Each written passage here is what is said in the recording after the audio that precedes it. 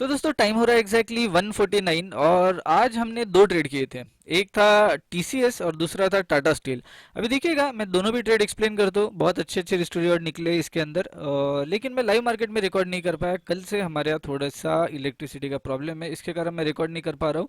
लेकिन अभी मेरे पास वक्त था तो सोचा ये ट्रेड्स को रिकॉर्ड किया जाए। अभी देखिए कल के दिन में भी मैंने एक ट्रेड किया था जिसके अंदर मुझे लॉस हुआ है, वो भी मैं बताता हूँ आपको। कल था अदानी इंटरप्राइजेस। ये देखिए आज के दिन में ये भागा है। वैसे तो अगर देखिए ना तो देखिए ये था, हमको यही से बाय करना था, यही हमारी बाइंग हुई थी। भागने की कोशिश की, भाग नहीं पाया, एसएल हो गया। और आज के दिन में एग्जैक्टली यही लेवल से हमारा टारगेट भी दिया है। ये कल की ही मार्किंग है जो कि मैंने करके रखी थी। अभी देखिए आज के ट्रेड के बारे में बात करते हैं। ये तो कल का ट्रेड था जिसके अंदर हमें लॉस हो गया था। आज का जो ट्रेड किया है ना वो था सबसे पहले टाटा स्टील। अभी देखिए मैं क्या करता हूँ ना, पहले आपको टाइमलाइन एक्सप्लेन करता हूँ कि मैंने क्या क्या कैसे कैसे ट्रेड किए। उसके बाद हम ऑर्डर बुक पे जाते हैं और उसके बाद में फिर सारे के सारे ट्रेड्स के logic, stock selection, entry, exit, target, सारी चीजें आपको एक्सप्लेन करता हूँ। और एक ये बात बताना चाहूंगा, देखिए ये जो वीडियो है ना ये एजुकेशनल वीडियो है। इसके अंदर जो कुछ मैं इन्फो दे रहा हूँ ना भाई, निचोड़ के उसको पी जाओ, क्योंकि सारी ही चीजें आपको बहुत ज्यादा काम में आने वाली इंट्राडे के लिए। मैं जो चीजें बताता हूँ वो आपको कहीं नहीं मिलेगी। और ट्रस्ट मी गाइस, अगर आपने ये सारी चीजें कर ली ना, आपका इंट्राडे का गेम जो है ना पूरा का पूरा पलट जाएगा, ट्रस्ट में। अभी देखिए सबसे पहले तो मैं टाटा स्टील को बताने की कोशिश करता हूँ। टाटा स्टील को मैंने ये लेवल पे कुछ ट्रेड करने की कोशिश की, प्राइस अच्छी खासी नीचे ही, आई थॉट कि मुझे मेरा टारगेट देगा। टारगेट दिया नहीं, मैंने मेरे ऑर्डर को मॉडिफाई कर लिया और यहाँ पे हमारा मॉडिफाइड एसएल चला गया एंट्री के पास ही। तो ये नो प्रॉफिट नो लॉस में एग्जिट हुआ है। अगर ये इसके बारे में स्टॉक सिलेक्शन भी बताओ ना, सारी चीजें डिलीट कर दो, डेली में जाते हैं। ये सिंपल एक रेंज ब्रेकआउट का ट्रेड था। अभी रेंज ब्रेकआउट क्या होता है ना, ऐसा मत समझिए, मैं पहले तो आपको समझाता हूँ थोड़ा सा। बहुत बहुत काम की चीजें रहती है यार, ये सिंपल सिंपल चीजें हैं लेकिन काम की चीजें रहती है। देखिए प्राइस अगर कोई रेंज में फंसा है, मतलब ये एक कैंडल है समझ लीजिए ऐसी, ये एक टॉप है, ये इसका बॉटम है और प्राइस एक रेंज में फंसी है और इसके नीचे ही है और ये ऊपर भी जाने की कोशिश करता है, नहीं जा पाता है, एक बड़ी सी रिजेक्शन कैंडल टाइप फॉर्म कर देता है। बहुत बढ़िया, ये भी चलेगा क्योंकि ये टॉप और बॉटम मतलब ये हाई और लो इसके अंदर, ये इवन ऊपर होके नीचे घुस जाए तो भी चलेगा, क्योंकि ये बता रहा है कि भाई यहाँ पे सेलर्स है। और ऐसी प्राइस जब नीचे ब्रेक होती है ना, ऐसी प्राइस जब नीचे ब्रेक होती है तो इसके अंदर अच्छी खासी मोमेंटम हमें दिखाई देती है। तो ऐसे स्टॉक्स को मैं पकड़ने की कोशिश करता हूँ। अभी यही चीज मैंने टाटा स्टील में भी देखी थी आज के दिन में। देखिए क्या हो रहा है, अगर आप देखोगे मैं ये रेंज को मार्क करूँ तो आपको पता चलेगा कि भाई, एक मिनट इसको मैं थोड़ा डार्क कर देता हूँ। हाँ देखिएगा, ये जब बना इसके अंदर ही कैंडल है, प्राइस ऊपर ऊपर नहीं सस्टेन कर पा रही है। देखिए ये भी इसके अंदर ही है, फिर से ऊपर नहीं, फिर से नीचे गिर गई। और इवन अगर ऊपर ऊपरों के नीचे गिरने के सिम्टम्स भी देखोगे ना, ये ऊपर इक्वल टू हाई, ऊपर इक्वल टू हाई, मतलब आपको ये दिखाई दे रहा है कि ऊपर बहुत ज्यादा सेलर्स है। तो फिर अगर लो ब्रेक हो रहा है तो इसके अंदर क्यों ना शॉर्ट किया जाए, यही सिंपल क्राइटेरिया था टाटा स्टील का। 5 मिनट्स के टाइम फ्रेम में आइए और देखिए क्या हो रहा है। एग्जैक्टली यही लेवल पे आया है, बहुत बड़ी रिजेक्शन कैंडल फॉर्म होगी। हमारा जो अजम्पशन है, हमको करना है इसके अंदर सेल, हमारा जो बायस है वो है सेलिंग का। लेकिन यहाँ पे बहुत बड़ी रिजेक्शन कैंडल फॉर्म हो गई है तो यहाँ पे ये बाय हो जाना चाहिए, सिंपल। लेकिन अगर ये बाय नहीं हो रहा है और अगर ये इस टाइप से नीचे नीचे गिरने की कोशिश कर रहा है तो भाई हम तो इसको अल्टीमेटली सेल ही कर सकते हैं। तो अगर आप देखोगे ना तो यही लेवल पे कहीं पे मैंने इसको सेलिंग की थी, प्राइस नीचे भी गिरी, लेकिन जब ये ऊपर आया ना तो मैंने इसको सोचा कि चलिए एग्जिट किया जाए, क्योंकि ये जो बड़ी सी कैंडल थी ना इसके अंदर ये सारी चीज़ शुरू है। तो कभी कभार ये चीज़ भी हमको मतलब डिफिकल्टी में गिरा देती है। दैट इज़ वाई मुझे लगा कि इसके अंदर अड़क के बैठने से अच्छा, फंस के बैठने से अच्छा इसको एग्जिट ही कर दिया जाए। दैट इज़ वाई मैंने टाटा स्टील को एग्जिट कर दिया था। इसके बाद जो हमारा मेन ट्रेड था वो था टीसीएस का। टीसीएस देखिए, टीसीएस को भी अगर आप देखोगे ना, ये प्रीवियस डे का ही हाई है जहां से मैंने ट्रेड किया।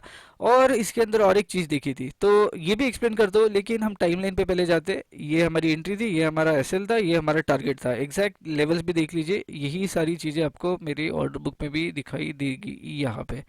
देखिए पहले तो यहाँ पे आपको पता चलेगा टाटा स्टील टीसीएस सिर्फ दो ही ट्रेड है हमारे, और टाटा स्टील में नो प्रॉफिट नो लॉस और टीसीएस में एक अच्छा खासा हमारा प्रॉफिट है।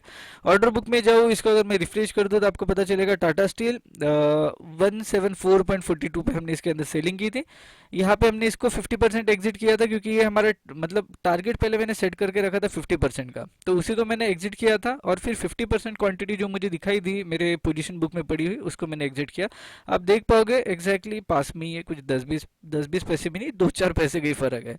ये हमारा एसएल था, इसको हमने एग्जिट किया था। इसके बाद टीसीएस, देखिए टीसीएस को हमने शॉर्ट किया है 78.80 में, टारगेट 80.30 एग्जैक्टली आज के दिन का ही लो, और ये हमारा कुछ एसएल ऑर्डर ही थे, इसको कैंसिल किया था, और ये कोई तो भी ऐसी ऑर्डर था, इसको मैंने कैंसिल किया। अगेन मैं इसको रिफ्रेश करता हूँ और जाते हैं टीसीएस के ट्रेड की तरफ। देखिएगा टीसीएस को भी अगर मैं एक्सप्लेन करूँ ना, सारी चीजें डिलीट करते हैं।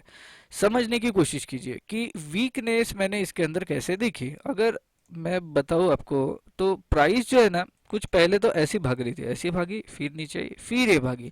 अभी अगर इतना ही स्ट्रांग है तो भाई ऊपर से ऊपर निकल जाना चाहिए। ये एक स्विंग पड़ा हुआ था, प्राइस धीरे से नीचे आई, अभी धीरे से नीचे आई तो यहाँ से उठ जाना चाहिए। लेकिन अगर प्राइस नहीं उठ रही है और अगर ये गैप डाउन हो रही है ये भी लेवल के नीचे और ये प्रीवियस डे के भी लो के नीचे, तो मोस्ट प्रोबेबली यहाँ से मैं शॉर्ट कर सकता हूँ, क्योंकि यहाँ पे तो डबल रेजिस्टेंस आ गया, क्योंकि ये स्विंग का तो रेजिस्टेंस है ही, as well as previous day जो लो है इसका भी रेजिस्टेंस है। सो मोस्ट प्रोबेबली इसके नीचे अगर चली गई है प्राइस तो यहाँ से घूम जाना चाहिए। एक तो ब्रेकआउट होता है तो ऐसा होता है, या फिर ऐसा घूम जाता है। तो अगर आप देखोगे तो आज के दिन में ऐसे ही हुआ है। आप ये जो मैंने चीज आपको यहाँ पे एक्सप्लेन की ना, यही आप चार्ट में देखिए, सेम चीज दिखाई देगी आपको। प्राइस जो है ऐसी भागी, फिर ये नीचे आई, फिर इसने टॉप बनाया। अभी ये टॉप अगर बना दिया है तो मोस्ट प्रोबेबली ये इसके ऊपर से निकल जाना चाहिए। लेकिन अगर आप देखोगे तो आपको पता चलेगा कि भाई ये जो है ना, इसके नीचे ओपन हुआ, ऊपर जाने की कोशिश की, डबल रेजिस्टेंस, प्रीवियस डे का भी लो और स्विंग का भी लो। 5 मिनट्स के टाइम फ्रेम में आते हैं, प्राइस देखिए एग्जैक्टली नीचे ओपन ही, बड़ा सा एक वॉल्यूम आया, नहीं सस्टेन कर पाया, ऊपर गया। अभी ये अगर ऊपर जा रहा है, नीचे आ रहा है, तो यहाँ से ऊपर भाग जाना चाहिए। लेकिन अगर आप देखोगे बहुत देर तक ये फंसे रहा, और यहाँ पे के बड़े से वॉल्यूम आया, ये वाला कैंडल में बड़ा सा वॉल्यूम आया और प्राइस यहाँ से गिर गई, और यही हमारा टारगेट था। सिंपल। तो आप अगर देखोगे तो एग्जैक्ट आपको टाइमलाइन भी यही दिखाई देगी, यही एग्जैक्टली हमारे एंट्रीज थे, यही एग्जैक्टली हमारी एंट्रीज थे, और वही जो मैंने आपको ये जो नीचे की लाइन बताई है, यही मेरा टारगेट था 308.30 का। तो देखिएगा बिल्कुल मिनिमम सी चीजें हैं जो कि मैं ऑब्जर्व करता हूँ। लेकिन क्या होता है ना, इंट्राडे में लोगों के जो अजम्पशंस होते हैं ना वो चेंज करते हैं। मतलब भी क्या होता है ना कि अगर कोई स्टॉक है, अगर नहीं बाय में जा रहा है तो सेल कर दो, सेल में जा रहा है तो बाय कर दो। एक बात अगर आप लिख के रख दो, ध्यान में रखो, तो मैं मतलब जो अभी मैं बताने वाला हूँ वो अगर आप ध्यान में रख लो ना अच्छे से, तो मुझे नहीं लगता कि आपके कोई भी ट्रेड कभी गलत जाएगी। आपको मैं गारंटी से बोल सकता हूँ। वो चीज क्या है ना कि अगर आपने कोई डेली में बायस बना के रखा है कि कोई ए स्टॉक को मुझे सेल करना है, तो इसके अंदर बाइंग मत देखिए कभी। ये बात ध्यान में रखिएगा, जब भी ये स्टॉक में आपको सेलिंग की अपॉर्चुनिटी मिले सेल कीजिए। वैसे ही अगर कोई एक स्टॉक है जिसके अंदर आपने बाइंग ढूंढ के रखा है डेली बेसिस पे, और अगर वो इंट्राडे में आपको बता रहा है कि मैं बाय में जा सकता हूँ, तो ही उसको ट्रेड कीजिए। अगर सेलिंग दिखता है तो उसको ट्रेड मत कीजिए। लोग क्या करते हैं, इंपॉर्टेंट लेवल पे आया तो वहां पे थोड़ी देर रुकेगा, अगर जिगजैग में हायर हाई बन रहा है तो बाय कर दो, जिगजैग में लोअर लो बन रहा है तो सेल कर दो। इसके अंदर क्या हो रहा है ना कि लोगों ने अपना जो एक अजम्पशन है डेली के टाइम फ्रेम से ढूंढा हुआ, उसके ऊपर वो टिके ही नहीं रहते हैं। अगर वो टिक के रह जाना सीख गए ना, तो मुझे लगता है ये इंट्राडे का जो सबसे ज्यादा लोगों का प्रॉब्लम है ना, ये सॉल्व हो जाएगा। वो क्या होता है ना कि डेली में जो आपका अजम्पशन बना हुआ है, डेली का जो बायस है, बाय रहो या फिर सेल रहो, उसी को इंट्राडे में आपको ट्रेड करना है। उसको आपको इंट्राडे में चेंज नहीं करना है। जो डेली का बायस है उसको इंट्राडे में ट्रेड करो, उसको इंट्राडे में चेंज मत करते रहो। और यही सबसे एक मेन चीज होती है। अगर आप ये चीज समझ गए ना, तो आपका इंट्राडे जो ट्रेडिंग है ना वो बहुत ज्यादा इजी भी हो जाएगा। तो बस ये वीडियो में इतना ही। होप आपको ये वीडियो पसंद आया होगा। अगर आपको ये वीडियो पसंद आया होगा तो डू लाइक शेयर और सब्सक्राइब। मिलते हैं नेक्स्ट वीडियो के साथ। Thanks for watching, bye bye.